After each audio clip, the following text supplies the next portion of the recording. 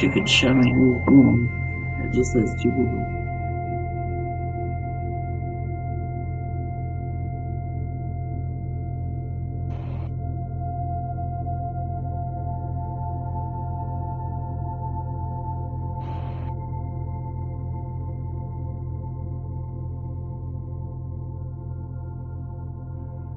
So let's get started. Or kind of get started. So excuse the blue glare on my glasses. They've got the blue light filters on them because I work on computers most of the day on the TV or on the phone.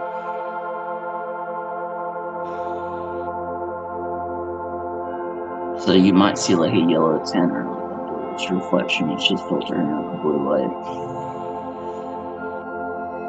which comes in handy for viewing corals. I could say that much. Man, I wish there was a way. I'm using the YouTube video streamer. If you've got any suggestions on different streaming software, if there's a way for me to like drag and drop links or photos or other videos, or to share my screen with someone or anything like that, that would be great. I'm still kind of doing research on it, but the ones I've looked at cost like an arm and a leg, or you have to be like a video programmer to get it to work. So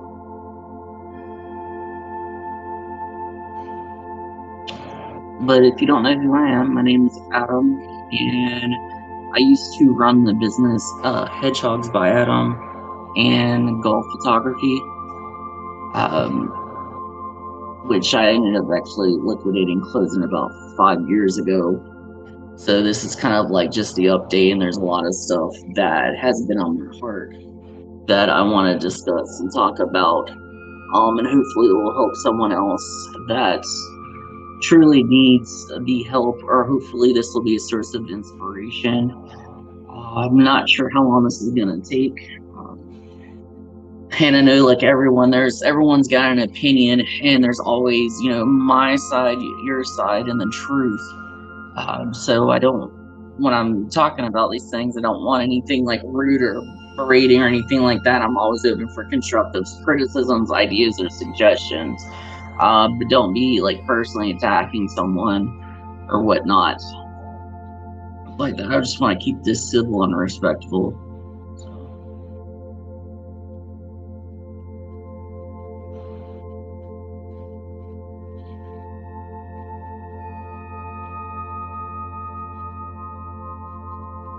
So, and then at the end of the video, I'm gonna maybe try to go in. I don't know if I can go in and edit or what. Try to put in like timestamps or something to kind of help organize if you want to jump to a specific point of the video, or if you want to.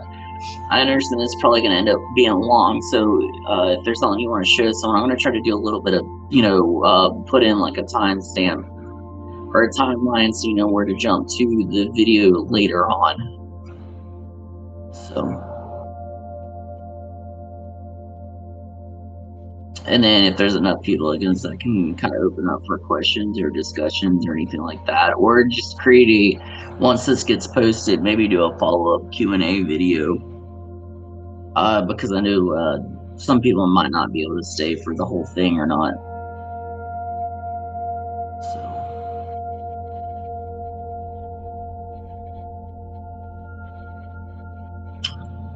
But just kind of like summarize like the last 5 years, like up into that point. I used to work for Apple computers back from 2011 to 2013. I've already had a great love of animals and exotics, and I have done my best to take care of animals and do research and whatnot. And eventually my sister introduced me to, about 10 years ago, a hedgehog. And I was like, is that a real thing? Because the only thing I've heard about hedgehog was Sonic. So I got a hedgehog, and I started doing some research and realized it's something I wanted to keep. Well, I got into, when I got to living on my own, I started, not breeding snakes, but owning different snakes and other exotics and getting in with groups and clubs.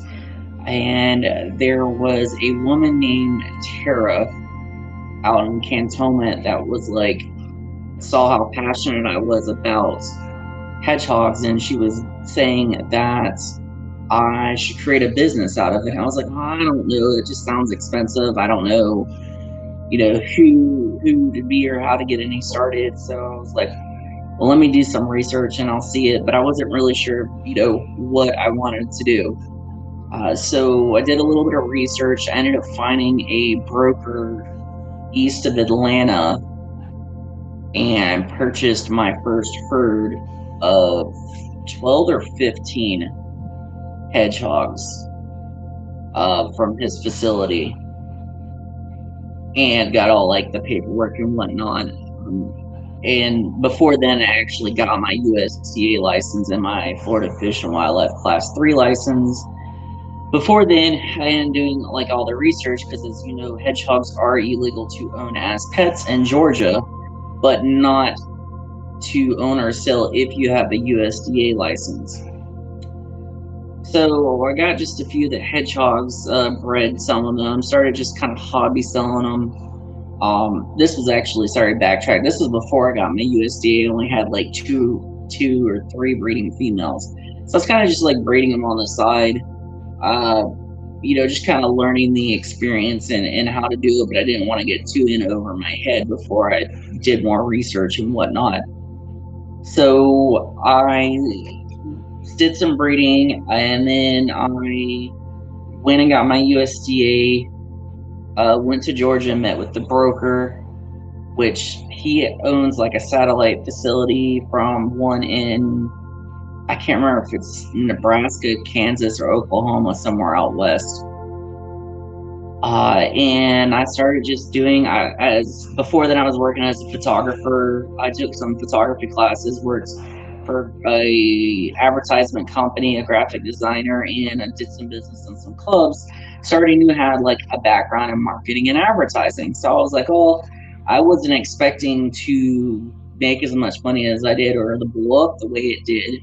I was just using my skills in marketing and advertising, and it blew up to what it was at its peak. I didn't actually start getting into it till around the time I was transitioning between wanting to leave Apple and start the business, because I was getting a lot higher demand than I thought it was.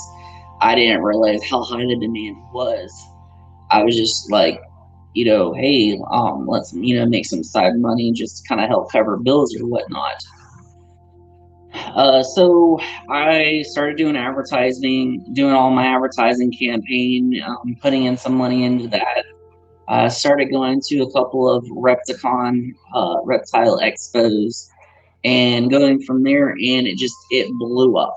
The next thing I know, I'm getting have an interview with our local radio or local news station, and getting in newspapers in Mississippi and in Tennessee. And then I get a call from World News with Diane Sawyer's PR person, and we do like a Skype interview. And at the same time, there was a article on National Geographic with a hedgehog on the cover, and it went into like the exotic animal trade. And it was kind of before the whole Tiger King thing went out, but it was more about like lions and hedgehogs. And it's just like out of nowhere, it just blew up. I had people calling me from all over the world wanting me to ship hedgehogs. I was like, I don't ship, I drive. It's just too risky, it's too expensive. It's cheaper for me to drive to you 4 hours than having to send it through an airport, because you have to have the vet certificate, the customs, the packaging. Like it's hundreds of dollars before it's done. And just to kind of give you an idea in statistics, is I started the business with $5,000. I was pulling out my 401k, my stocks, whatever cash I had available, and invested at about $4 to $5 grand in the business. Most of the money was getting the vehicle ready for the travel. I already planned on wanting to go to these expos. I didn't realize like the word of mouth and everything that happened. Like my goal wasn't to be like famous or anything, and by no means was I ever famous. I just knew how to market and advertise. So yeah, it blew up, and within 14 months, I went to about maybe 14 to 16 Repticons between Orlando, Houston, Texas, and I can't remember in Tennessee if it was Nashville or whatnot, but it was that general area. Traveled about 100,000 miles, blew an engine in a vehicle at one time, and I don't even remember how much I grossed, but it was like more than twice what I was making at Apple. So, uh, yeah. So to kind of sum all that up, I ended up meeting someone about the time that I started the business. I ended up meeting my ex-wife, and then at the time, and she was like, she had a 10-year-old son, and she's like, hey, if you want to be a stay-at-home dad and get this business up and running, and I'll go to work, you can do that. And I was like, really? Are you sure? So I was like, I'm not even sure that this business is actually going to go anywhere. And she was very supportive and whatnot. And I was basically like a stay-at-home dad and worked on the business and whatnot. And I only really traveled only on the weekends. So unless it was like pre-planned sales or whatnot, she basically took the vehicle. We were just a one vehicle family. So fast forward a little bit, around December, not even December, January, the beginning of January of 2015, I didn't know there was any issues with the marriage. I thought everything was happy or good. I guess there was issues and she's never really came to me about it or discussed it. But I'd get into these like tunnel vision moods, and by all means, this isn't all her fault, but I would get into these like tunnel vision moods where I'll get so focused on something and I just don't know when to stop. Probably part of the reason why I've been sober for the last 9 years is just, I don't know when to stop when I start something. I get just so motivated and handling stuff, and I think one of the nights that broke the camel's back was I got into Magic the Gathering with my stepson, and he really enjoyed it. And I realized, I wanted to, organize all the cards and put them online on a not like a public thing, but like basically like keep track of all the cards and everything like that, because I know there is some value and worth with them. And she came out one night and she's like, hey, are you going to bed? And I don't know, it was late. It was like either late night or early morning. I was like, yeah, I'm almost done. Well, I didn't notice the red flags where previously when we wanted to go on a trip or somewhere, she wanted to invite the neighbor, or she wanted to go hang out with the neighbor. And where I lived at, like all of us were friends, all of us, were buddies, and we talked and helped each other out and everything like that. So I didn't notice anything wrong until one day she was hanging out at his place and she wanted to come home for like the longest time. And I was like, hey, are we going to do something? We're going to do something. We're going to do something. And she was just like, whatever. So she was like acting weird when she finally got home like later that night. And I mean, literally, like the doors are not even 50 feet from each other. So I was like, what's going on? This is off. Because like in my experience, my first ex-wife cheated on me and then ended up getting pregnant when she did it. So, and I've had a lot of relationships where I've been cheated on. So when you go a whole day acting off, I'm kind of like, what's up? I'm very intuitive with people's emotions and actions. I've been having special training on it and negotiating and special empathy skills and stuff like that. So I was like, I knew something was off within like the first 3 hours of the day. So, and it just escalated more. So she finally admitted that she cheated on me with the neighbor, and she said that the reasoning is that I changed. And I was like, hey, I forgive you as much as I hate that this is going on, but we've only been married for 5 months at the time, and let's work on this. I mean, we've got a lot of stuff already tied together, a lot of stuff committed together, and I was like, let's go to marriage counseling. Let's like work through this. I'm the type of person that have like the patience of Job,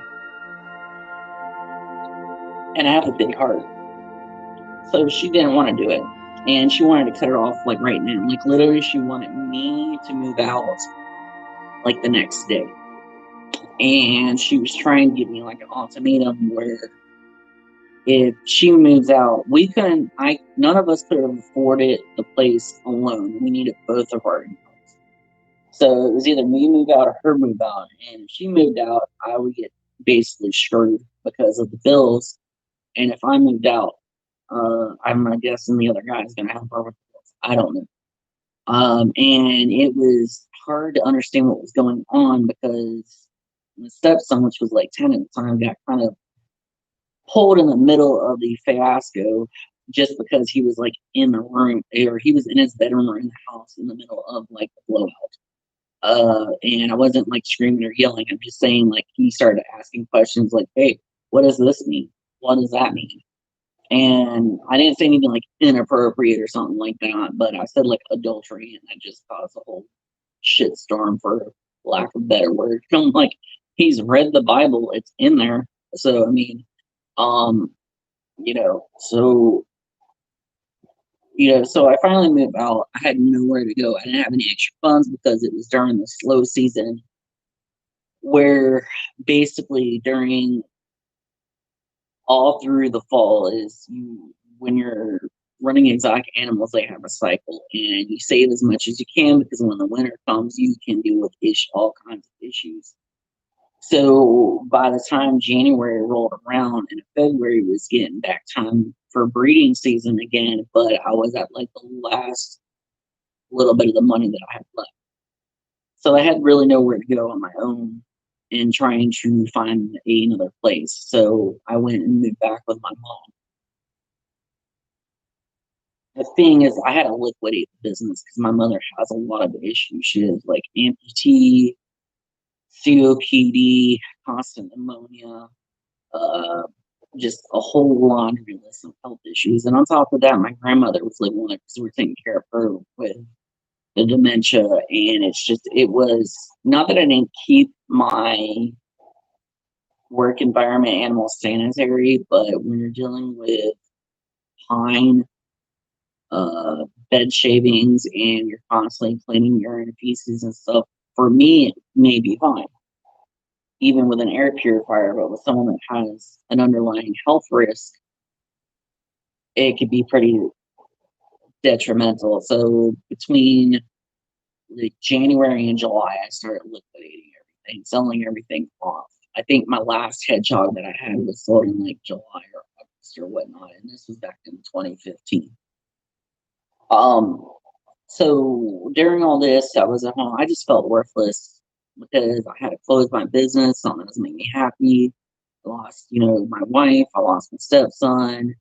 The only thing I really got out of the marriage was a dog that I got as a birthday present, which is the one that you see a lot of times, little Vinny. And I think he's like asleep down here. Vinny.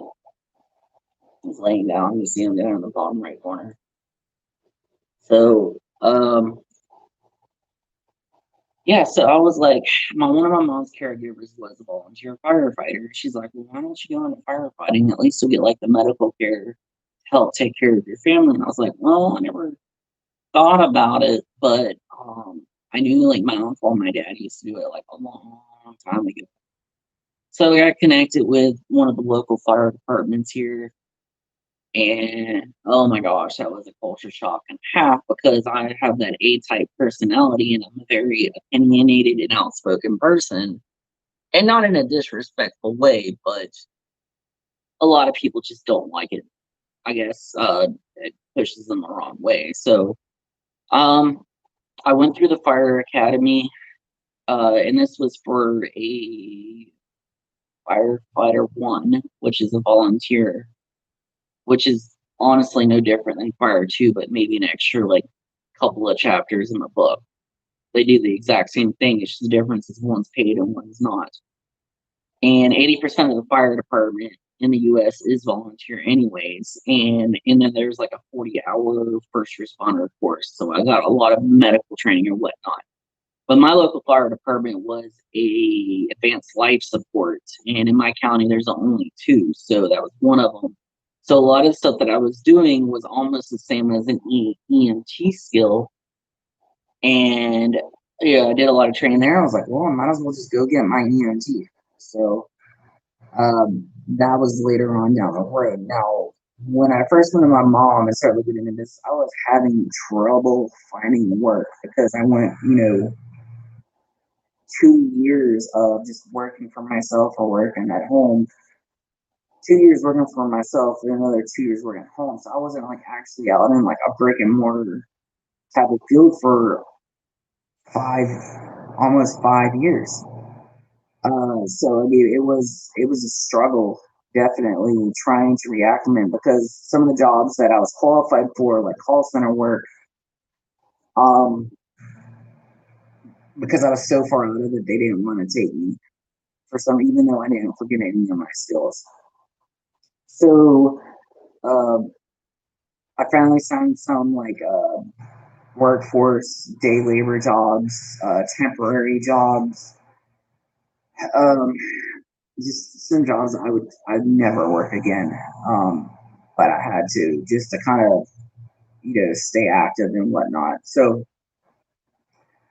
I got done with the fire academy. I started like the middle or fall of 2015, and then graduated at the beginning of 2016, and I actually ended up becoming valedictorian of my class.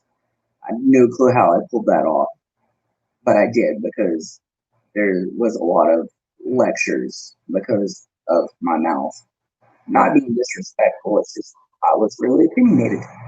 So, uh, yeah, I probably never would survive boot camp because I'd probably talk back to the drill sergeant. So, and like I said, I'm not like disrespectful type of talk back. It's just I'm one of those inquisitive people that always wants to know why or like the function of why something happens. So, later that year, 2016, about 18 months after moving in, my grandmother dies.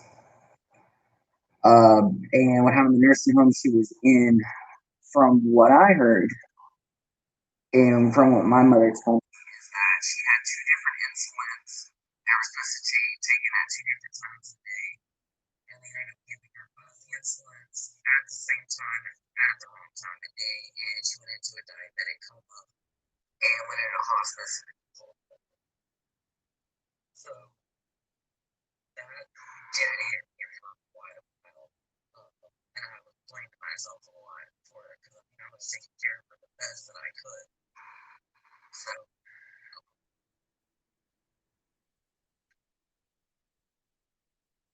at that point, I was still kind of struggling finding a job. And around 2017, beginning of 2017, after being single for about 2 years, I met a girl, and we kind of, for lack of better terms, sparked on our first date. I was her first everything. She was like 27, and I was like, I think 30 at the time. And I literally,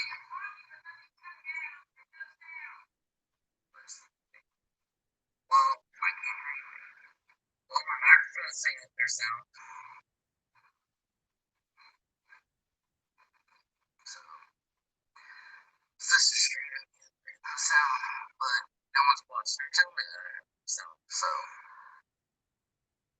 hopefully, this is recording or not.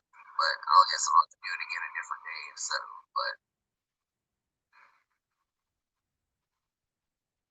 um, so to continue, I meet her, and I was like literally her first bit of reefing. And use your imagination when I did everything, like first kiss, her first love, everything. Apparently, I was her whole world. Like she would just go above and beyond, like the best girlfriend I think I've ever had in my life. Um,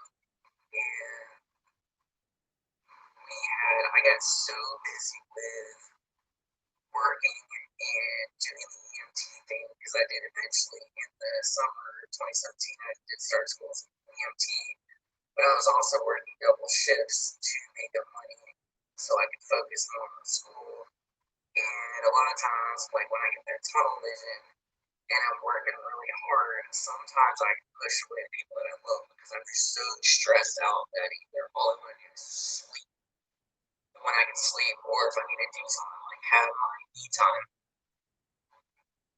So, um, we actually had a falling out like in October, and then we ended up getting back together in like a month later. And I mean, everything was great. We went to Savannah for my birthday. Everything was great up until 2018. Actually, in 2017, I actually was trying to go in a volunteer for a different fire department because I ended up moving from where I was now to another city, to Pensacola. And I couldn't pass the physical because when the blood came back, it said I had all these different health issues, including type 2 diabetes. So I just broke down because I saw my mother and my grandmother going through diabetes, and I had enough. So, 2018 we broke up, and the reason being is that there was a coworker that she worked with that texted her saying how much he enjoyed working with her and liked her and yada yada, and she had a mental breakdown over it. Like she didn't know how to handle it, and I was like, she wanted to leave me because I guess she wanted to experiment with other people. I don't know, but like I was the only guy that she's ever been with, so and I tried working things out with her, and then her roommates got involved and didn't mind their own business or whatnot. So it kind of just tore me apart because I was at the point of almost having an engagement with her because we were together for a year or whatnot, and I've never been in a relationship as good as her. 30 years old, and I've never like she was better than any marriage or anything like that. Like she was awesome. So the breakup kind of tore me up a lot, and at the same time, I was dealing a lot with my health issues, and I went to go see an endocrinologist, and um, he prescribed me like different weight loss medications and whatnot, and I dropped the weight pretty quick. I was probably around 240 pounds and eventually dropped to 160 in a matter of 4 to 5 months. And the thing is like I was telling him, I met another girl back like a few months later, and about a month in a relationship, like my personality just in a snap just changed.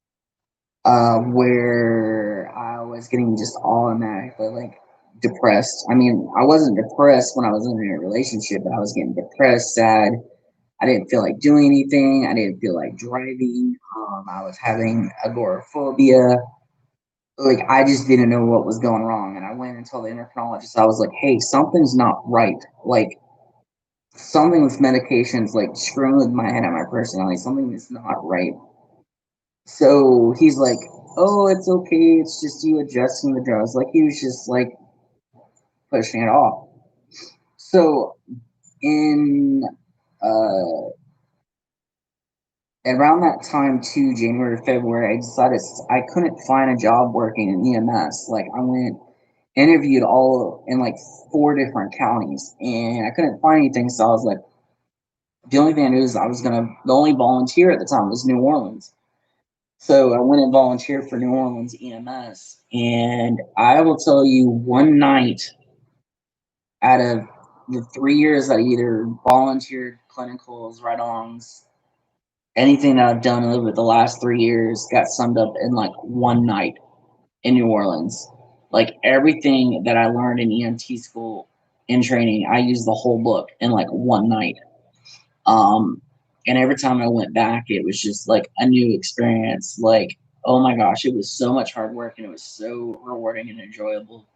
I mean, I would get, 12 to 14 calls in a 12-hour shift, but over here, you'll get like maybe if you're lucky, 6 calls, and you'll get mostly like diabetic lift assist or a sick or whatever. Over in New Orleans, I was getting pit, psychotic people on Bourbon Street, drunks, diabetic emergencies, because the whole town's on stilts. You have to get patients that are on a second floor in a spiral staircase down, gunshots, stabbing, overdoses, suicidal attempts, like all that. I volunteered for New Orleans probably.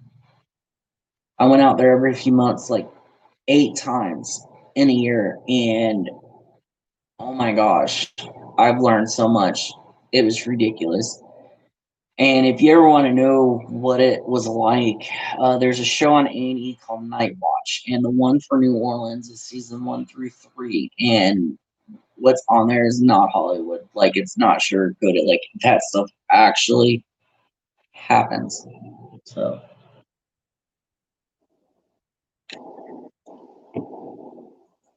in the meantime, around July, I had a follow-up appointment with an endocrinologist, and before then, I was trying to check in with him. There's no answers to the phone calls. I get up there, the doors are locked. Come to find out, he was arrested by the DEA for narcotics, prescribing people narcotics that weren't supposed to get them. And then when he got out, he fled to Ohio, and he got arrested again. He is in prison for 2 people overdosing and mixing the wrong medications together. And it's nuts. Like everything that happened was like, wow, this sounds like what I was going through. And I didn't find out about this till like last year. I helped in that process of the break of the month. I helped someone that was like homeless and brought him in to my place, which was a nightmare because she didn't want to clean. She brought her 2 cats with her that kind of tore up a lot of stuff. It was just, oh, I had her for like, she was only supposed to be like a week or two, and it ended up being like 2 months. It was ridiculous. So, um, eventually, the end of that year, I actually ended up getting a job for a company out in Alabama, but it was like a 40-minute drive one way, and they wanted to pay me like $10 an hour, 24-hour shifts, and I'm like, the last time I made $10 an hour was like 10 years ago. So, and they even get less calls because it's out in a rural area. So, I mean, I think in a 24-hour shift, I was lucky if I got 2 calls, 2 or 3 calls. So, and then I started getting Val's back in like October, November-ish of 2018, and I was getting worse. My mental was getting worse and worse and worse. In November, which was around the same time I was helping the homeless person out.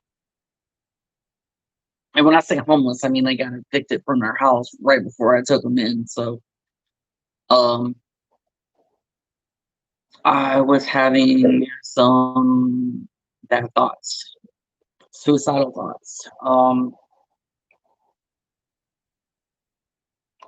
My throat's really dry, and I didn't know what to do. I had the resources, um, and I made a mention to the roommate. And at the same day, I went to my psychiatrist appointment because I was already I already knew I was having an issue early in the year, so I went to try to go speak with a psychiatrist and get help. And I was getting help, but things weren't getting better. And December rolls around I was fed up and I was done. And when you get to that low point in your life where enough is enough, nothing that anyone will say or do or whatnot's gonna stop you, because I already had my mind made up what I wanted to do, and I went ahead and did it. So on my birthday that night, I um my what was it, 32nd birthday, I ended up taking 60 lisinoprils. And I woke up the next day fine. And I was mad at the world. And I didn't want to leave the house or do anything, talk to anyone or do anything. Um, so the next night, Christmas Eve, I was like, well, let me try something else. So I took about 120 pills of metformin. So I go to bed that night, wake up in the middle of the night, start vomiting. Well, about that time, my lisinopril decided to kick in because that drug takes a few days to finally do anything.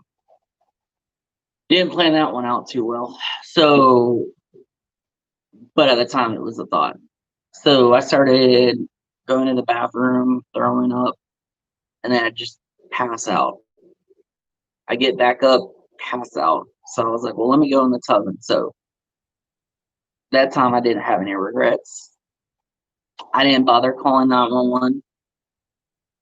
I was just like praying, go to sleep. Just get through the throwing up and just go to sleep. So the only thing I remember is going to the bathroom, sitting in the tub. I couldn't actually physically get out of the tub because my blood pressure was so low. And then I would start crawling to my bed, and my bed was probably about a good 3 feet off the floor, three or so feet off the floor. And I get into bed, and the next thing I know, I wake up with a tube down my throat. So I don't know what happened. This is basically the story that that's from coworkers and friends or whatnot. Is basically what happened was I went into a coma for 3 days, and um, my blood pressure dropped to almost nothing.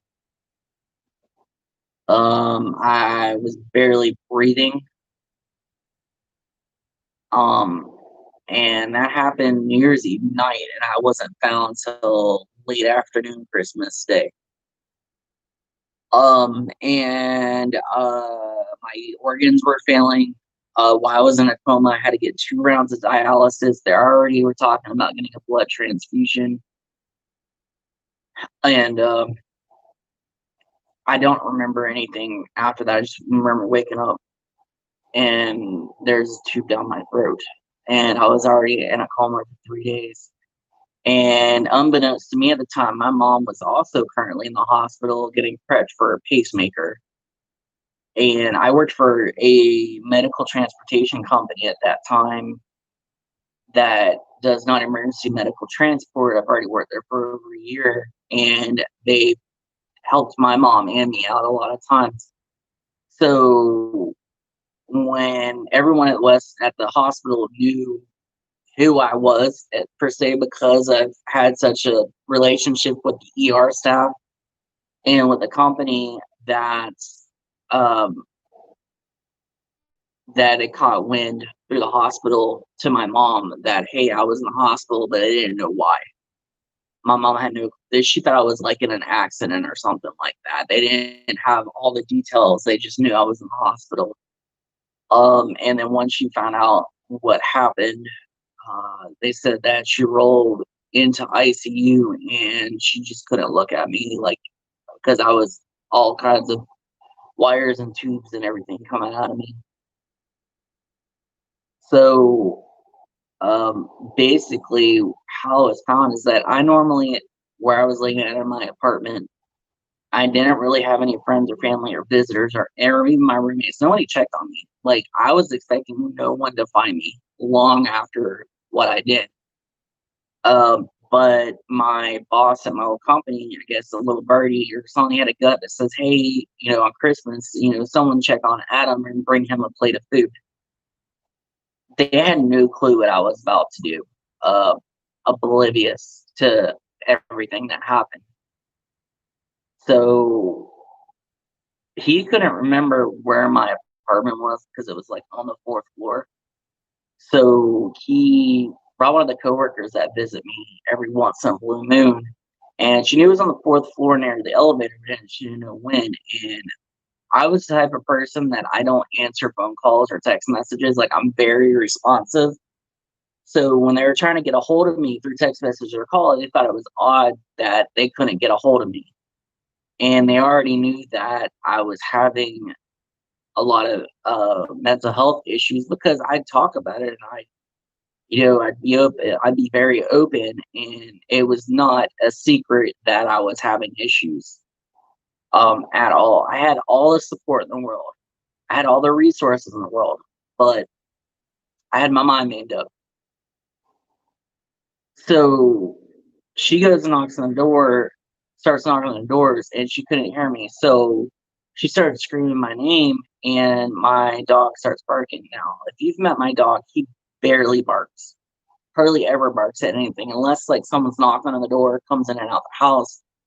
He doesn't bark. So he recognized the voice of my coworker, and he just starts barking and barking and barking. And she finds the door. Well, I'm not answering the door.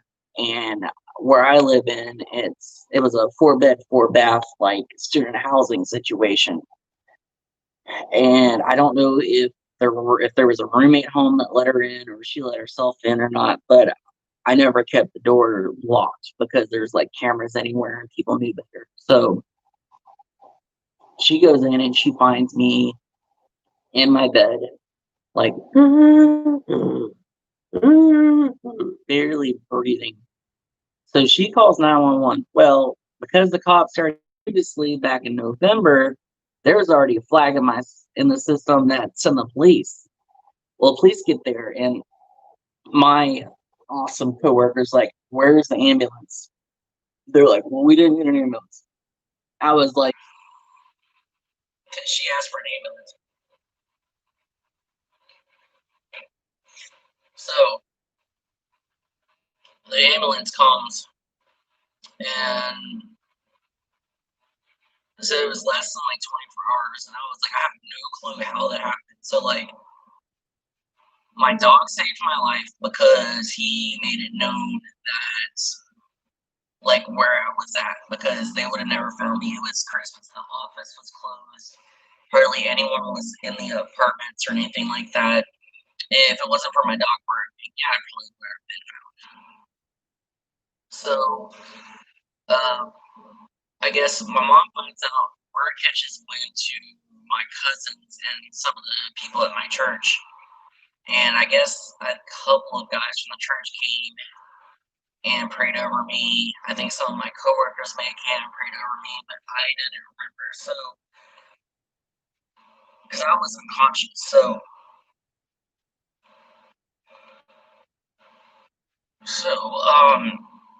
I wake up from my coma and I'm kind of like in a twilight, like I'm in and out of sleep. Like I wake up for like a couple minutes and then pass back out for like 10 or 14 hours. I didn't know where I was. Even though I was in a hospital, I had a tube down my throat. I had no clue where it was. Everything around me didn't look like a hospital because I've never been in ICU. Um, Even working in the medical field, I've never had to go to ICU, so I had no clue what it looked like. And it didn't look like a regular hospital room. So I was like paranoid, like, where am I? And then my hands were tied up because your human instincts was there's something in your throat, you're going to want to pull it out. And um, a few coworkers came and visit me while there was a tube down my throat a few days sister came, I think, like one time. But when I was awake, no one from the church came back, or none of my family relatives came back, and I didn't have my cell phone with me. So I went between the total time I was in the hospital was like 2 weeks. I kept asking, like, hey, where's my cell phone? Where's my phone at? Because like life just doesn't stop. So they're like, oh, we don't know, we don't have it. Unbeknownst to me, they had it in security. They just didn't. We're too lazy to go look. And so I couldn't take care of, bills or whatnot because, like, if I was dead, I wouldn't care. But I'm like, oh crap, I'm still alive. Plus, I was even mad after the fact of waking up. And so I just pretty much laid in ICU with a tube down my throat for I think 3 more days. I was conscious 3 or 4 more days, and then a few more days just recovering. I had a whole bunch of tests done on me. And when I woke up and I was able to speak again, I was like, hey, I can't feel my feet. I can't feel my leg. And I told him, and I was like, it was mostly my right foot. I was like, hey, I can't bend. I'm like, well, it's because you've been laying in bed for so long without moving or anything like that. And I'm like, well, it shouldn't be feeling numb. And if you did physical therapy, you're moving my muscles when I'm in a coma, which you normally do. It shouldn't have been an issue.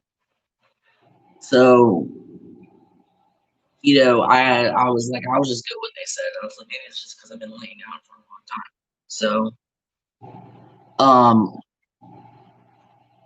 I get out of ICU into a regular bed, and they're just basically monitoring me because for some reason I had an infection and some other issues that they couldn't figure out what was going on. And I hate when doctors say, well, we don't know what's going on with this day of technology. You can splice DNA and clone something, but you can't figure out what's wrong with someone. So, yeah, so watched a lot of Animal Planet. But, what's funny is that the only people that came and visited me was my coworkers, and it was because they were already at the hospital and they were in uniform. So, like, no one came and visit me on an off day or just for the heck of it, or it was whenever it was like, I guess they were already there. So, and I never saw any of my relatives or any of the guy from the men's group, or the only family that came and saw me was like my mom and my sister, like one time or whatever. And that was it. I'm not trying to feel guilty for myself or anything like that, or expect any empathy or sympathy that happened. But if someone, everyone's like, oh, you're cared, you're wanted. I already felt I wasn't wanted or cared about, but waking up from that just kind of validated it a little bit more. And so I get out of the hospital and I was like, hey, I still have the issues with the right foot. I couldn't feel it. Like it was numb, or from the knee down on the right leg, it was like numb, pins and needles, like constant like pain. Like I can't feel it. Not once. My insurance covered the whole thing because I already hit my yearly minimum. And not once did they do an MRI. They did CAT scans, they did gastric tubing, they did scoping, they did all these other tests, but they wouldn't do an MRI when I had insurance at the time, even though I rang up already a $300,000 hospital bill that was paid for by the insurance. So I lose my apartment. I get out, I lose my apartment, my car gets repossessed, can't get my job back because of part of this, my leg. And insurance goes out. So this was now 2019, and I still felt the same, honestly. And a lot of times, like just to get out of the hospital because I just got sick of being there. I couldn't sleep. I wasn't comfortable, and someone checking on me every 15 minutes. So it's just all I want. So a lot of times what you do is they'll start asking these like mental questionnaires and I'll just lie because I was trying to get out of that place. So I get home And I still feel the same. Like, I don't have like the suicidal thoughts, but I'm like feeling the same way because, like, heck, I'm back to where I was before, and I'm even in a worse state now that I can't.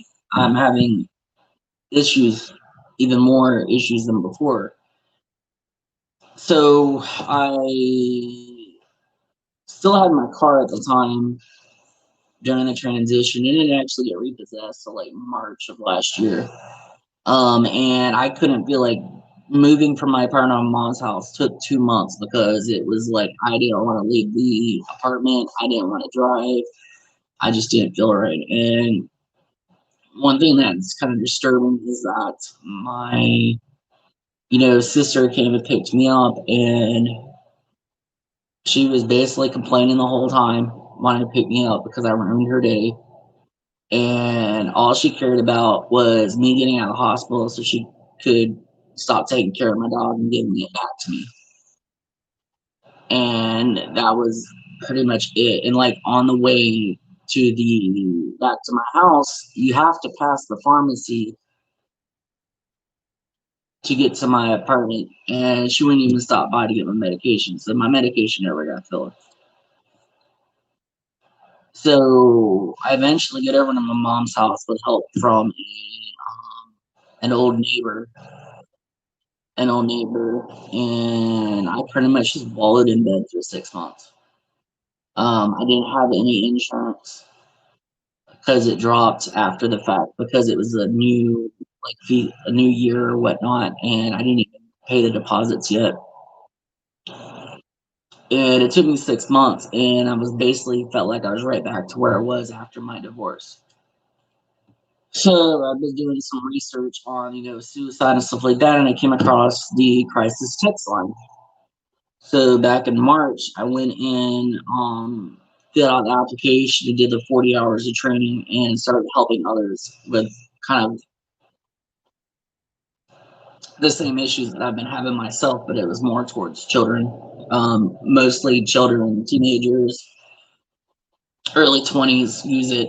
And normally it's the way the crisis text line works is that if you're ever having any sort of thoughts or you're in need of finding help, you can text 741 and you can text help or anything at all, and someone will answer it within usually around 5 minutes or so. And it's 24/7, and it's easier for people that can't make a phone call to like the National Suicide Hotline or whatnot.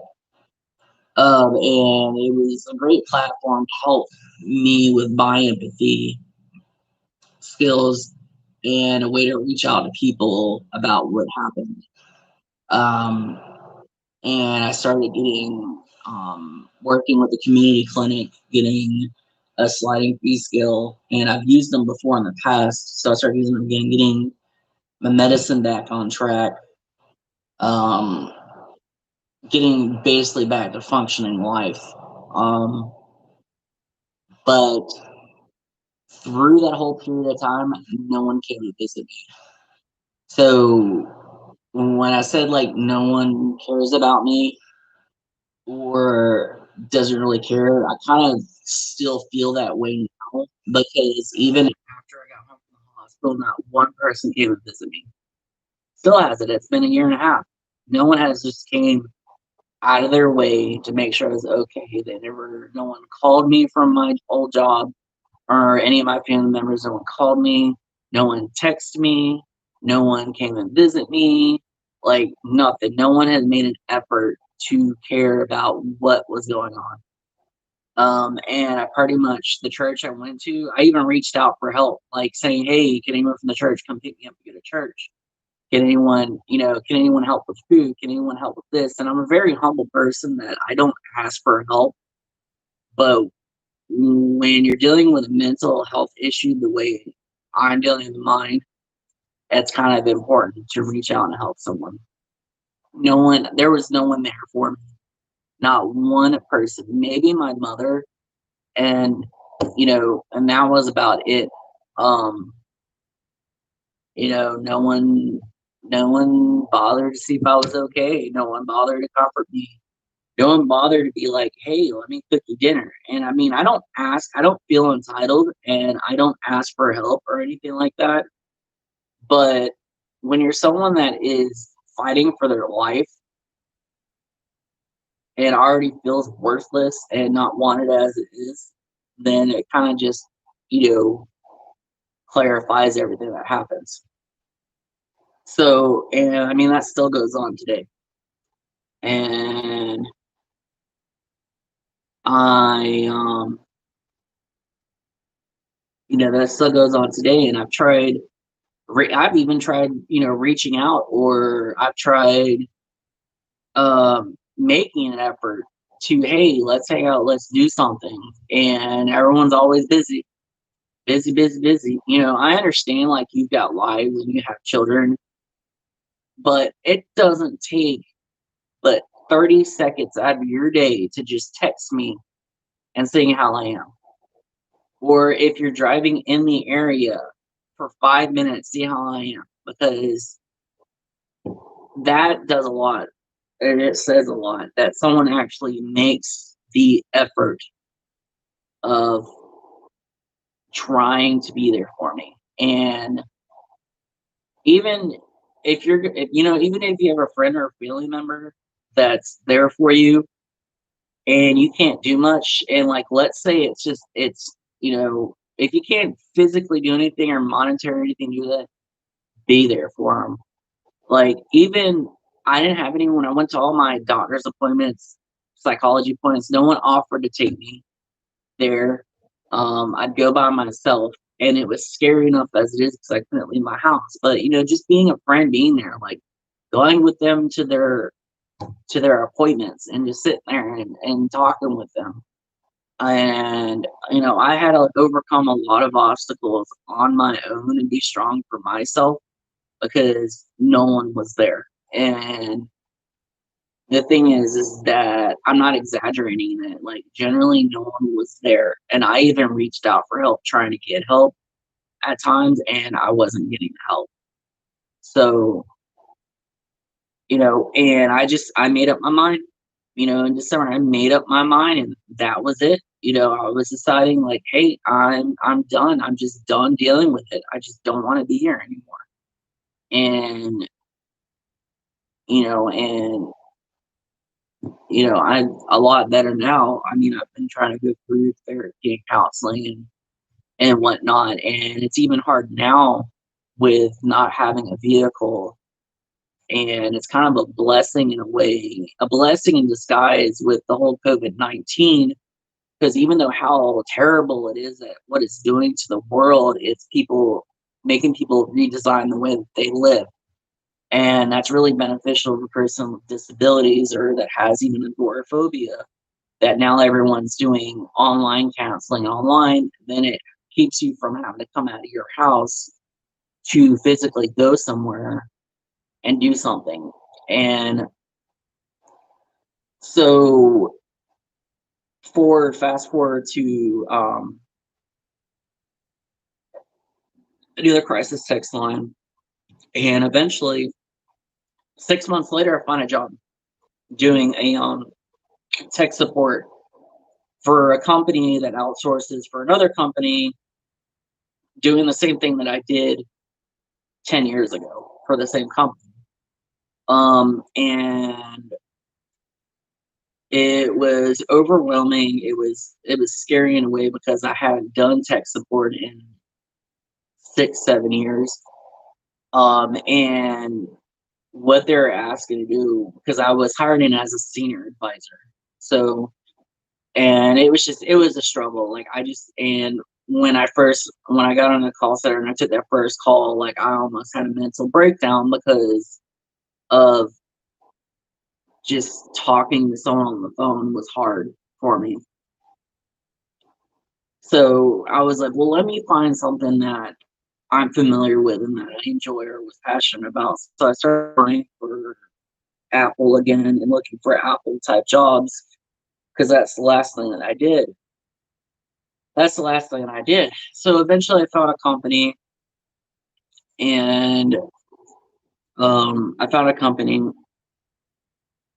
and doing about the same thing that I do with working with Apple. Similar, but not the same.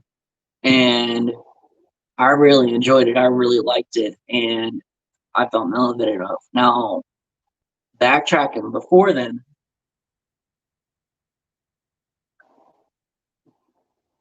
I had my dog as an emotional register, as an emotional, not registered, but as a letter, basically, the way it works is an emotional support animal. And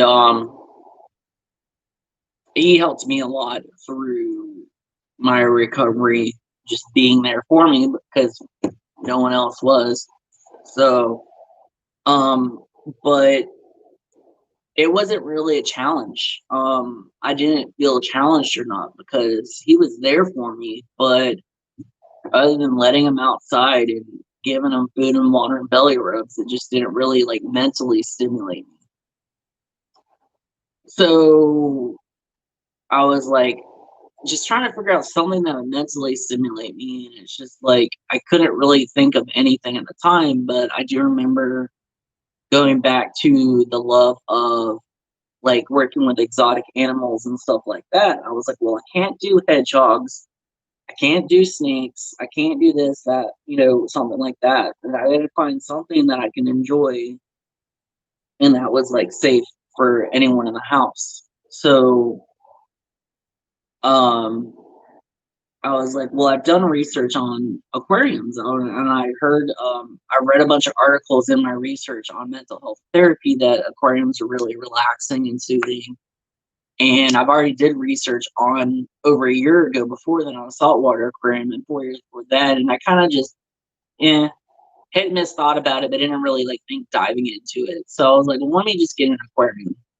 And I didn't want to do freshwater because, in my opinion, is that freshwater is boring and there's not really too much variety.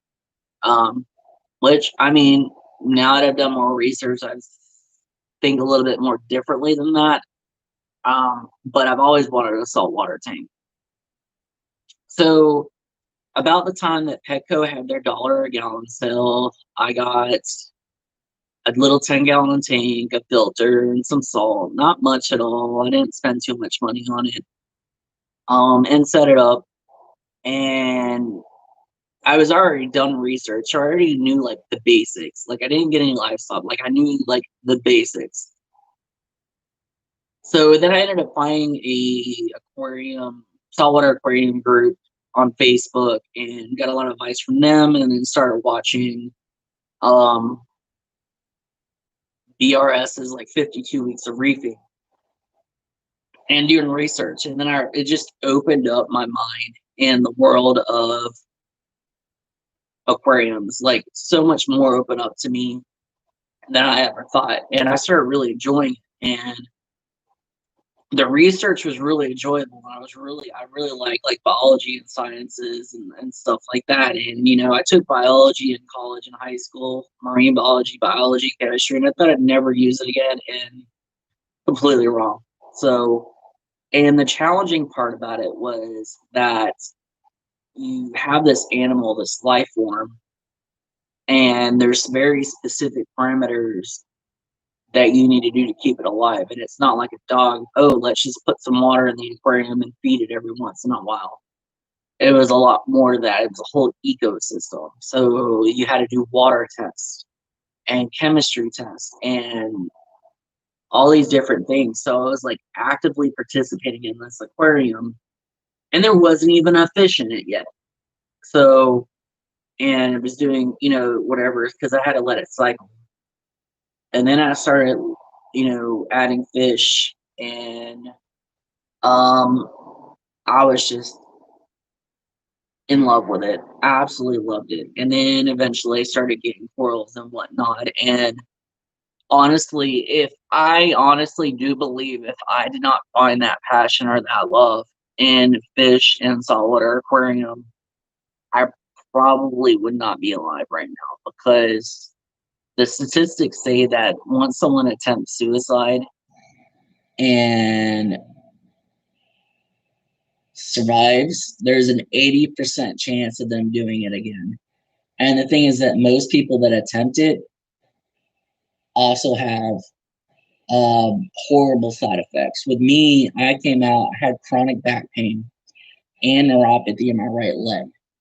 Now, I don't know if I had a pre-existing condition and the suicide just heightened it, or in the middle of the paramedics yanking me out of my bed to put me on a stretcher. But earlier this year, I ended up getting an MRI and found out I had two bulging discs and a pinched nerve. And I tried using a TENS unit, getting some Galliprant, like nothing's working. So I finally got into pain management 2 weeks ago, and tomorrow I'm actually scheduled to get an epidural on my back. And hopefully, it won't necessarily cure or fix it, but it will provide a long-term recovery than just medicine or surgery. Um, so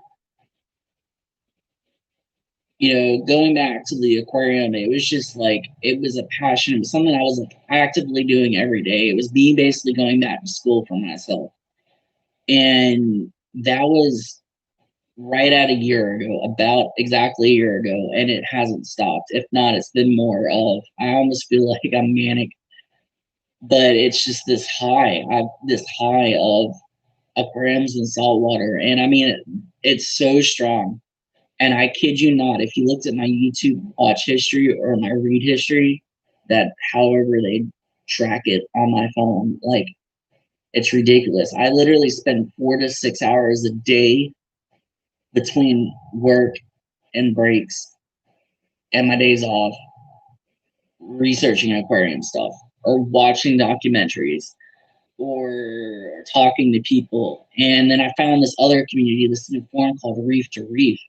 And it just opens up a whole new platform to helping people about their aquarium. And the thing is, like with the challenges, is that not only like everything's correct, is you'll end up with challenges where you have to almost like a video game, almost, but it's real life. And you'll end up with the challenges of like having to deal with like green hair allergy, having to deal with like either a coral starting to bleach, having to deal with lights. And I mean, you could go an infinite number of topics away. Like I could literally spend all day talking about just a light, setting up a light, or heaters, or something like just on one fish or one coral. Like there's so much out there. It's ridiculous. And I think part of it, like what's to the fiddle at law, is like I went to the Georgia Aquarium. Like I mentioned before, my breeder was in Atlanta, and so I'd go to the Georgia Aquarium a lot. And I really loved going there. It was so relaxing and whatnot. Um, so eventually I got in around the end of August of last year, started working for a company doing the same thing and loved it. Absolutely loved it. I still had that issue with the fear of talking on the phone. And I still have that till today. It just hasn't really gone away. And it's just the anxiety of it. Usually starting the day, there's anxiety, but once I start it, then it's fine. Um, and then I started getting my life back together and saving up money to go move out again. So in the event, I started selling some electronics and things that I had here and there, and I had sold something for like $300, had the cash in my wallet, and I tried going to the bank to deposit it, but I think it was like a Labor Day weekend or something, and the bank had reduced hours. So I never got to put the cash in the bank because like the lines were ridiculously long and whatnot. Well, I ended up losing my wallet the day that I was trying to go to the bank. And someone found it, took all the cash out and like threw it in my yard or something like that. So there's that. And then 2 or 3 weeks later, I tried to sell a whole bunch of other stuff, and someone gave me $1,200 of movie prop money, which they're not counterfeits, they're movie prop money, and the fakes were so good that I couldn't tell because I didn't have my pen detection pen on me because it was packed up still, and I couldn't make out the holograms really well. And the only way I knew is like 30 minutes after they left, I realized all the serial numbers were the same. So that happened. So I ended up leaving home and I move out to a townhouse with two military guys, and I kind of butt heads with one of them because a lot of like my experience now, I can be wrong. In my experience, when you meet a fresh out of boot camp or a military school military guy, they think like they're the god king of the world and they're invincible, and they got that class, type A personality, and they're egotistical pricks for the most part. Well, I had one of those, which was the landlord. The other guy was cool. So, anyways, so he didn't end up like renewing that lease or whatnot. So that was back. And so I ended up moving into this new place in March of this year. And then about that time, the COVID-19 came out. And 2 weeks into it, living there, my firearm gets stolen from my bedroom. Now, I don't have a car, and I've had a concealed weapons permit already for like a year or two before then. So if it's not on me, it's in my room. Well, at the time, this roommate went with me to purchase the firearm, and he was the only one in the house of five that knew that I had it. Because I'm one of those people, like I don't want to be a sitting duck. So when I have expensive stuff or stuff like a firearm, no one knows about it, and I don't brag about it or tell anyone about it because I don't want to be a target for anything. So, um, so the gun gets stolen. I call the police to file a report after the landlord. Well, there's like two landlords that live there, which doesn't make any sense. But one's like a property manager. And they were like, yeah, go call the police. So I call the police, and the cop wants to find out that there's two felons that live there. And the cop wants to make out that because there's felons living there, I can't own guns or even bullets because there's two felons. And then I was arguing with the cop saying, like, that's not how the statute's written. Now, the thing about being a responsible gun owner is knowing the laws.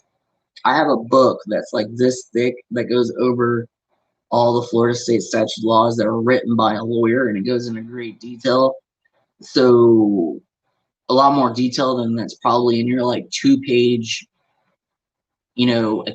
police academy book or whatever. So um I kind of knew what I was talking about. It even told I was like, that doesn't sound right or whatnot. And she wouldn't want to give me the state statute. So um I was arguing with her. So the landlord wanted to side with the police, and he tells me after the cops leave that if I don't get rid of any other firearms or ammunition in the house, that I'm gonna have to leave the house in retaliation.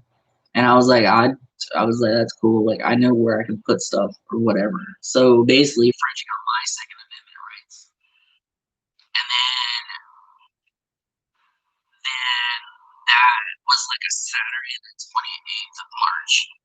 So Sunday went by, no one wants to talk to me, and I'm like, hey, it ain't my fault. So Monday comes along. I'm up for my second promotion this year for my job. I'm going to be in training class that's like 100% mandatory attendance. And I start like the first 4 hours of my shift, go on the lunch break, and then the internet shuts off. Now, I've never had electricity or internet issues ever. And me and one of the roommates that supposedly, which I can still my gun, um, we had a deal that I'd get the first month free and then I'd pay half the internet bill, and I was cool with that because I would have just got my own internet regardless. But he was cool with it, so he shuts the internet off. And he tries to tell me that he's trying to get a security clearance. Me calling the cops will cause a hiccup on that, which I know is very not true because he said he's been trying for 18 months and it only takes like a couple months to get a clearance. And after the fact, time the cops are in a background check on him, and he already had a shady background as it was, which included petty theft. So, um, so I told the landlord, I was like, hey, the internet is like, I'm gonna go get my own internet or whatnot. And he was like, okay, trying to see what you can do. So call the internet company and speak with the guy. He's like, well, you have to get permission by the one that originally set it up. And I'm like, that just doesn't sound right. So I tell the landlord, like, hey, I need to get a lease because it was an oral lease. I need to get a lease set up or to get internet connected. And he's like, and then he just disagrees, like, well, if you get internet, then you don't want to leave. And I'm like, wait a minute, I thought you said if I got rid of the ammunition, then I could stay here or whatever. Well, he didn't change his mind, so he's not going to accept any money. So I actually went to the internet store the next day and went and got my own internet. And then I had to go the next day after that to get the technician to hook it up. So in the meantime of all this, the internet gets shut off on Monday. That Tuesday, I'll go out to do something, run an errand, and I come back home and all my food is gone. All my food in the common area is gone. All my toiletries are gone. The spike in the ground that I used so the dog could go out because I can't really walk too well, that gets removed. All my aquarium water that I had stored in the carport that I bought at a pet store, that gets all dumped out. And super glue in my door lock. So I was like, what the crap? So my landlord's oblivious to all this has happened. And I already know who did it because the thing is that the roommate was the only one that showed some interest in my aquarium and knew how like it functioned. And he knew what food I got because all the other people's food was there, just not mine, because he went with me when I went grocery shopping. And so it was just, he knew exactly what was mine and everything else got taken out. And then the day that the gun that got stolen, we went to the Dollar General and I bought some baking goods and all the other food but the baking goods were gone. So it was very logical to place what happened to it. So I finally get internet, and then one of the nights I hear my dog. I call the police. Like the police were at the house like 10 times. Not one did anything. So one time I wake up in the middle, I hear my dog licking at the door edge, and there's like a concoction of beer, chocolate, and coffee that's strategically placed in my door. Call the police again, and he's like, it looks like a spill. And I'm like, that does not look like a spill at all. That just looks like a strategically placed, like pouring of a weird liquid that I don't even think they make together like that. And on my door edge, trying to get spill my dog. So the cops do nothing about it. Then one night I was walking my dog outside, and no one knew I got internet. When I looked up the internet, I didn't tell anyone. And I changed my printer was always broadcasting its network. So you can like connect remotely to the printer to print something. So I changed the SSID, the name of the internet that I got to the printer's name. So it always looked like the whole time it was my printer, not my internet. And then I removed my printer from the network so it didn't look like the difference of it. So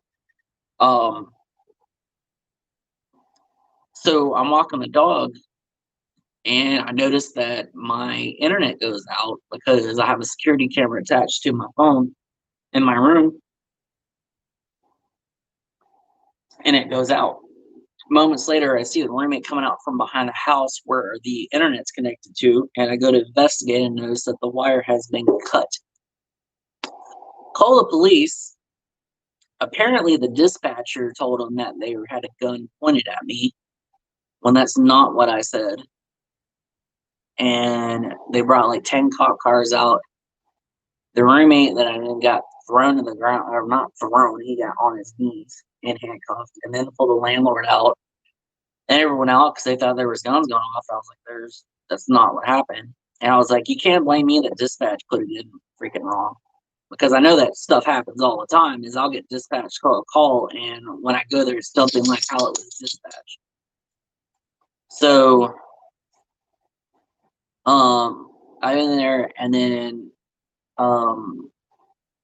next thing I know, the landlord's like, oh, we're going to try to evict you. The governor already put in a stay-at-home order, so no one can evict you.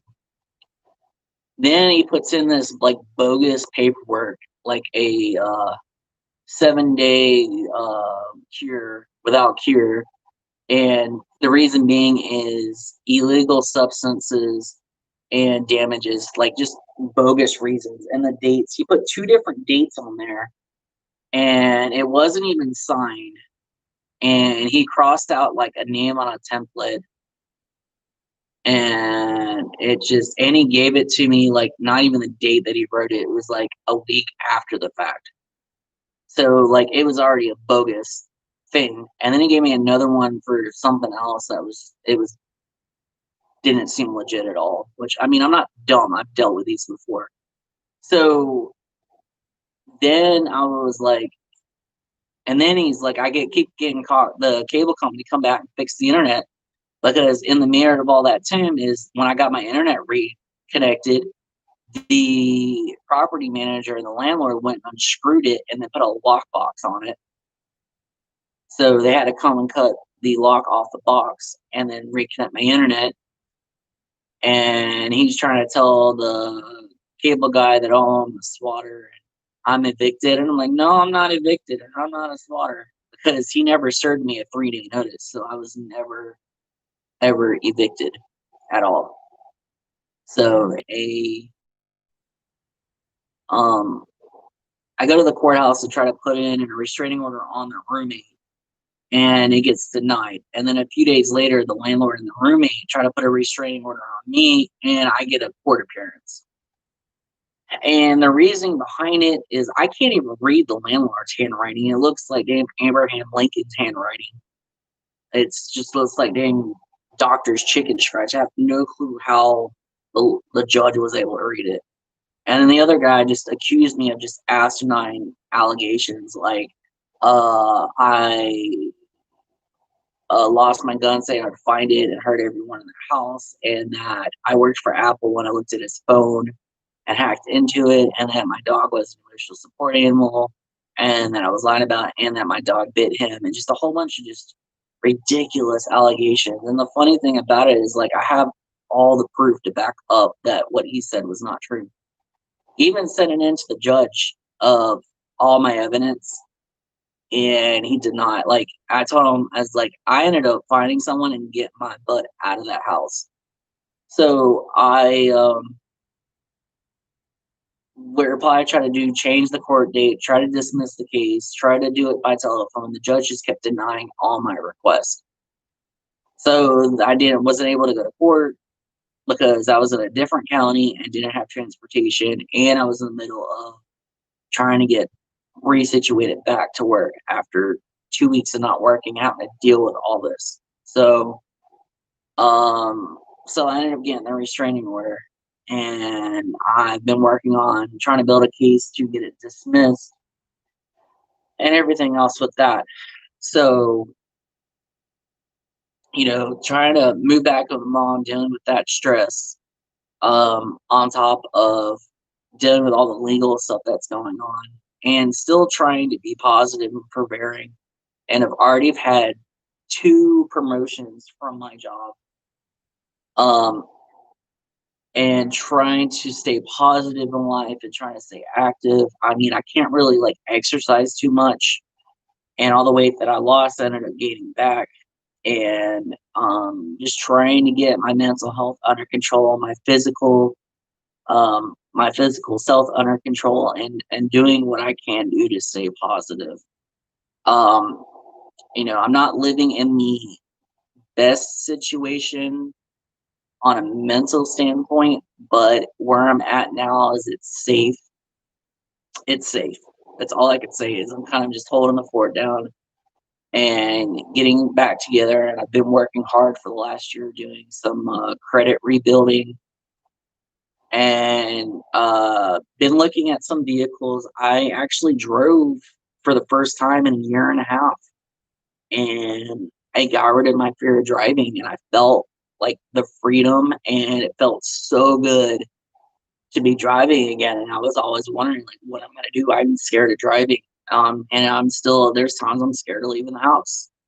And I finally got medicated and back into a routine where my mind and my heart's in the right place.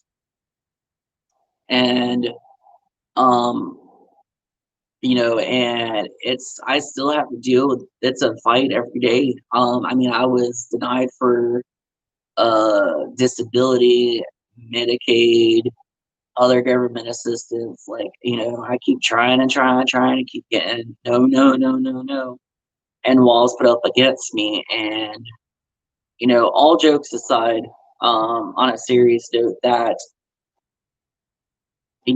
I don't mind people that actually need the help, that like legitimately need the help. But it's pretty bad when someone has dealt with a very horrific situation trying to ask for help and they're not getting the help that they need. And I told a lot of medical professionals, they agreed with me that I said that this system is so screwed up that for me to be able to get help is I'd have to be a single mother. Because if I was, I'm speaking facts, I'm speaking the truth. I'm not nothing against single mothers, but I'd be able to get, cash assistance, transportation help, medical services, all these different government assistance just because I have a dependent. And then you've got some people out there that have babies just because they want to rely on the government, for help. And the government's enabling them, and I tried working, trying to get social workers, go to the hospital. I'm not getting any help, unless I had like a whole bunch of money or whatnot. Luckily, I found one place that I could get like a sliding fee scale, but it's only at that one medical facility. So if I get referred out anywhere, then I'm pretty much screwed. Or if I don't have like a coupon for medicine, I'm screwed. So, you know, so I've been basically trying to do my own physical therapy and trying to get better. I eventually get the job done. I've got insurance. I've got insurance now, and I'm doing the best that I can, to try to make the most of it. And every few paychecks I go towards like medical stuff. So, um, you know, so I mean, I'm doing pretty good, and I'm actually in a job transition to termination with another job for my disability because they don't want to approve my accommodations. So, I'm trying to stay positive. I'm trying to stay motivated through all this. Um, I keep trying. I keep my head in, keep trying, and I try not to let anything break me down. Um, in the face of adversity and whatnot, I just keep pushing through. I keep making educational videos on that. I can never know. I can never know when I'll be able to. I just lost my track of thought. I mean, I'll never know like when I'll be able to actually go out and do something or make a difference. But I'm trying to make a difference in the world that I do have and trying to keep it alive. And I'm trying want to work with a local Reef farm, the Emerald Coast Coral Farm that works with the Atlantic Reef Restoration, which is the only for-profit company in the U.S. here in Pensacola that actively is working on that reef restoration. And I'm hopefully planning uh, in the long run to go down to the Keys and go down there because, like I said, our reefs aren't going to be here in 25 or 30 years unless we do something about this global warming. And that's one thing I want to see and do before that time happens. So that's kind of a goal is slowly saving up money to get a scuba certification and getting that taken care of.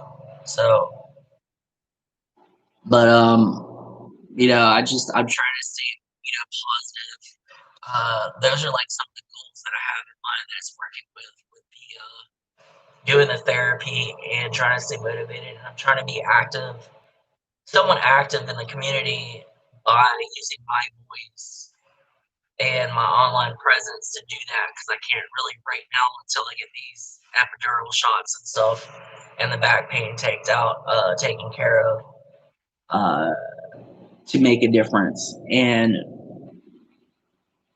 it's hard. It's every day is a struggle. And I'm trying to be positive. Been reading some motivational books, doing some meditation, keeping up with my meds. But if you ever need someone, um, a lot of people like myself have the issue where we don't have anyone, and even if we reach out, I mean, even if it's a total stranger, there's always someone. And like I said, if you use the crisis text line, if you just text 741 741. And if you're not able to text, you can use your Facebook Messenger on their page, and someone within 5 minutes, within 24/7, will be able to be there and talk you through it and talk you down.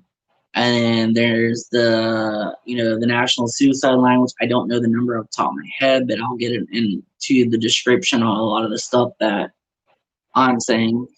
So, um, there's always someone there. Uh, at least reach out. And I know it takes a lot of brave and a lot of courage to reach out and talk about this. And this video took me 6 months to, you know, advocate, talk about this and whatnot. And no matter how someone makes you feel, you matter. And there's a purpose for you. And one book that I read was from Rick Warren called The Purpose Driven Life. And it's a lot of it's biblical based. So if Christianity or religion isn't your thing, um, you could still pull inspiration from that if you just put all argument aside and just give it a chance. You don't have to follow it. You don't need to go look in the Bible, or just read it or do audiobook or whatever.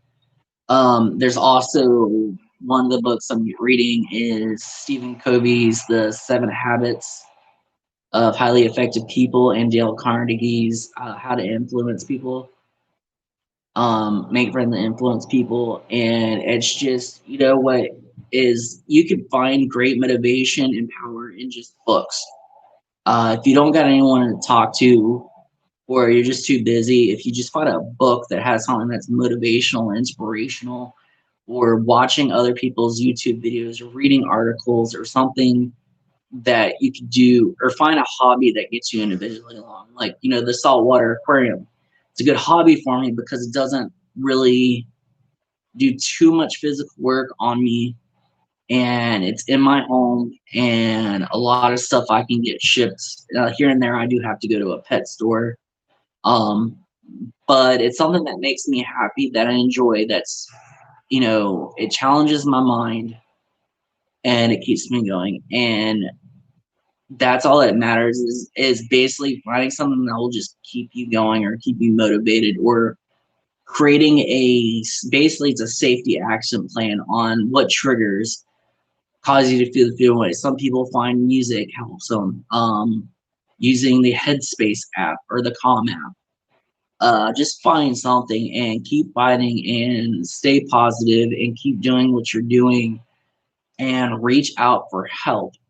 If it's a family member or someone close to you, find some comfort in reaching out somewhere for help, if that's just mental or physical or anything that you need. And of don't ever be scared or afraid to voice your opinions or your views, or reaching out to someone and being afraid of repercussion, because there are safety things in place to keep that from happening. So, and a lot of that's, people that have abusive significant others or parents or whatnot. You have a voice, have a fight, and don't hide from it. Don't keep it bottled inside, because it could end up like what happened with me is you kept it bottled inside and it ends up like a volcano.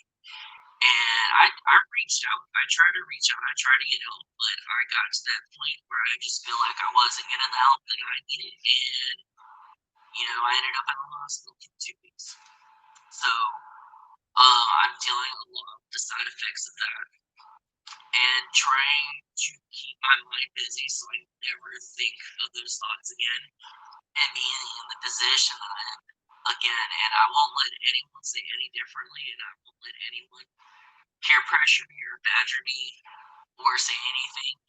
to run my views. As long as I'm being respectful and not hostile and being a decent human being, then I have a right to my opinion. And that's all that matters. That keeps my mind mentally sane and healthy. Now, lack of a better word, you can't be a Karen and you think, that the world revolves around you and that what you say is go is a highway or whatnot. Um, but you gotta be when you're speaking with people and stuff, you gotta be respectful, you gotta be kind, you gotta be like a decent human being. I have never once expressed an opinion and personally attack someone or cuss them out or call anyone stupid or dumb or anything like that. Because as much as, A personalities until people want to call people, pansies or snowflakes or whatnot, everyone has their own buttons and their own emotions. Even those people that think that they're better than you and are fine, there's something that you could probably say or do that will negatively affect them mentally. And you gotta worry about that. You gotta be a strong person and you gotta follow that fine line between being a decent human being and then being a scumbag. So that's what I want to do is I want to create a platform of motivational and some goals. It's something to help people that are in need and that feels like, someone they have someone to talk to. And no, I'm not a mental health counselor or a licensed health therapist, even though I still have an active EMT license. I think I still have an active firefighter license. I don't know if those ever expired, but it's I try to do the best that I can to just stay alive and stay living. And I've kind of the suicide has put a new vision on life. It has made me think of the world a different place and humanity. And I want to travel the world and see what it's really like in like third world countries and be a humanitarian and help people that are in need. And I know I'm just one out of 9 billion people, and all I want to do is try to make a dent in the universe. Um, but I want to do what's important for me that keeps me alive, and that honestly, that all that matters is doing that what makes you happy and that keeps you alive. Um, and never think that you're worthless or that don't ever think that you're worthless and that your life is meaningless, because there you always have worth, even if you feel like it's not much of anything, that's something. If you've got a pet, your purpose is to keep that pet alive and to love it and cherish it. You've got a purpose in something, and you've got to admire the small things in life and enjoy the small things in life and be blessed with what you have. Never take life for granted because you could lose it at any moment. I mean, let's just say in the next 30 seconds, I end up having a heart attack. I mean, probably not likely, but things happen. So, um, just enjoy every moment that you can get and spend time with your family. You know, I've got some family that are toxic that I don't enjoy being around, but I try to do the best that I can to be there because that's all you got. That's all your family. Like, you've only got one mother, you might only have one father, and that's it. Regardless, I mean, you might have some step parents that are helping you, or a cousin or uncle, or someone that you look up to or you talk to, someone that is healthy for your life that you can be with. I mean, you've always got some sort of family or adoptive family per se, and just find one person you can confide in and talk to if you need to. And if you feel like you don't have that, then sometimes if you reach out to a stranger, and the right stranger that's a decent human being, that's all that it takes. All it takes is one person acting like they care that can make the world a better place.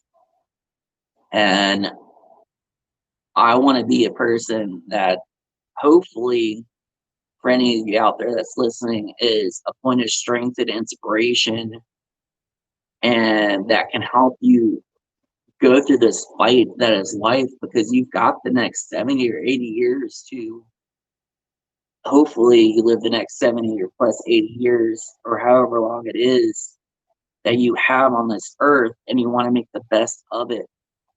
And something small makes a difference in this world. If you do something as small as plant a tree or plant a plant, and you water it and you care for it and it grows to be, 20 or 30 feet, you've made some sort of difference on this earth. And I don't want anyone to think that they can't make a difference, even if you're disabled or you're paraplegic or you're even incarcerated in prison. You can always do something, one thing that's positive that will affect someone mentally, that will have them something to hold on to keep on living. If if you're disabled and you're paraplegic, if you're able to use a computer or something like that, or if you're able to express your voice, or even record something, or reach out somewhere, or do something, just find something, be creative, use your mind, find something that you can do that will mentally stimulate you to try to make this world a better place. Because you might not think you make a difference out of the billions of people out there, but one small act of kindness could spread a fire. Because a wildfire starts with a spark. And if you're that spark, you can create a wildfire so large that it will start affecting the next person and the next person. And just like word of mouth or social media, it starts with one person. You've got all those YouTubers out there that have millions of viewers. They started with one subscriber. They all started somewhere, and it created a spark, and it blew. And if you can do one thing and share it with someone, and they do that and share it with someone and do that, you're eventually going to reach a pretty large population. And you'll see that you made that difference, because even if it takes 10 years from now, that seed that you planted has reached hundreds, if not thousands of people. So, try to make an effort to make this world a better place, because it doesn't matter if it's, I don't follow the whole Black Lives Matter thing, because it's not all about blacks. Don't be selfish and make it about yourself. Make it about the human race. And even so far as just the animals or anything, make it about the world, make it about humanity. It doesn't matter if you're black, you're white, you're Mexican, you're Asian, you're German, you're Australian. It doesn't matter. It matters being a decent human being, and that everything in the world matters. And I have a passion about the coral reef restoration. And the coral reefs, they're not plants, they're living animals. And I don't think a coral's life is any less than an ant or a dog or a cat. Now, yes, I will squash a spider if I need to, but everything in this world has a purpose, and everything has a meaning. And, if having a pet slug gives you happiness, by all means do it. Every life in this world matters, one way or another. And it's our job as being decent human beings that have the brains that we have to speak on behalf of people that can't speak, to do some good in this world and make a positive impact in this world, that eventually that this deal with either racism and communism in these worlds will eventually go away. And I know we've been dealing with these wars, for thousands of years, and these differences for thousands of years, but there's always a time for change. And all it takes is one person to spread a seed. Just like with the riots, I'm sure it started with one person asking another person, or literally like Martin Luther King and all these great people that have created masses of people do one thing in a stance. Just like Rosa Parks on the bus. She was just one woman. Honestly, as far as my research, no one knew anything about her.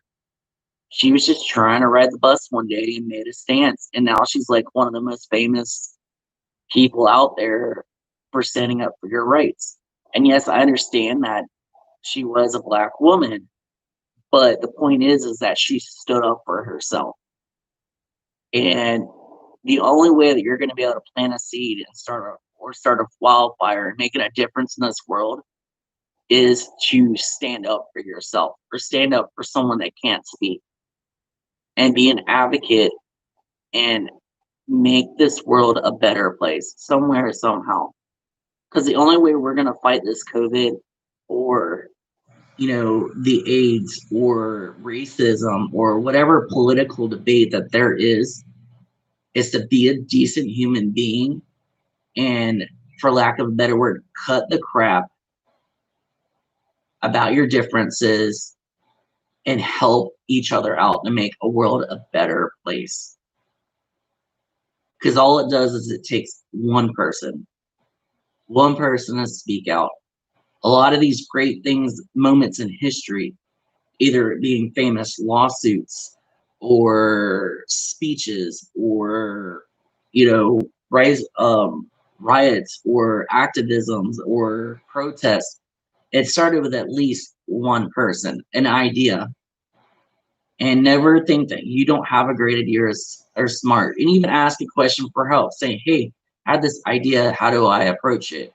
Because the only stupid question is a question not asked. I never think of anyone that's dumb or stupid. I worked in tech support, where I deal with all kinds of people, all sorts of issues. And I mean, I've honestly had calls. There are people like, how do I turn off my phone? How do I restart my phone? How do I do this? How do I do that? And in the back of your mind, you could think that, oh, that person's really stupid and ignorant, but you don't know what they're going through. It could be their very first cell phone. You never know what someone's going through in their life, that you could pass a prejudgment on a person and assume how that person is or what's truly going on until you really get to know that person. So never making an assumption someone's stupid or dumb, or even in a moment like the people in Walmart acting a fool. You don't know what's going on in their life or what's in their shoes. But if you be a decent human being and have a heart and help someone lend a hand out, makes all the world a difference. And honestly, I think a lot of that has pretty much hit the crapper, post 1950s or whatever, because there's no one that's, I could speak for like etiquette type of reasons. For example, helping the old lady cross the road, or helping a woman, that's in need. Don't just stand there and gawk. Why don't you be that person to help them out if they needs help, loading their groceries, or across the street? If a mother's having a hard day, just be like, hey, be a decent human being. Don't be a jerk and be like, you need to wear your mask, or you can't do that, or whatever. Why don't you turn it around and be curious and be like, hey, is there anything I can help you with? Hey, do you need a mask or something? And don't like personally antagonize or attack the person, or trying to get, up in someone's business that's not your business. But if you're a decent human being and you're courteous and you ask questions like, hey, can I help you with anything? Is there anything you need? We can make this world a better place. What happened to open up a door for a person going into a building? What happened to, being a gentleman and opening a door for a lady back in the day? I mean, honestly, if you go look at old black and white movies and videos from back in the day, you could actually see like decent stuff. Like, honestly, I hate living in this century, this generation. I'd rather go back in time and live without internet and electricity because you find decent people. So it doesn't take much to make a change. And every one of you out there can do that. Regardless of what state you're in, you can voice your opinion. That's what's so great about being an American, the First Amendment rights, is that the rights to give me to talk about this, you have the same right. You have the voice. And you shouldn't let anyone keep you from speaking your mind or your piece because the abuse needs to stop. That either being mentally or physically, whatever. Anyone that it feels like they're unsafe, they're home, tell someone. 911 is great. You could actually, in most areas now, you could text 911 and the person doesn't even need to know that you're texting them. If you're not feeling safe and you're out around running errands, drive by the police station or reach out someone that you can confide in because we'd have a lot less prisoners in jail and a lot less court matters if someone could just feel like they're important and their lives matter, that they could speak their voice. And I could be probably running on for this about another couple of hours. But I want to open it up. You know, if people have any questions or answers, that they want to know more about me or ways I can help, or if they need help or support, you know, that can reach out to me or whatnot. And I'll actually leave some way for you to contact me if it isn't, you know, YouTube or whatnot. But I'd really appreciate you, you know, if you want to plant a seed or help someone, is either like this or subscribe because I want to do some more videos like this. Definitely not as long. I did not think this would be as long as it was, but it was. Um, and I'm gonna try to do something where I can be at home, help other people,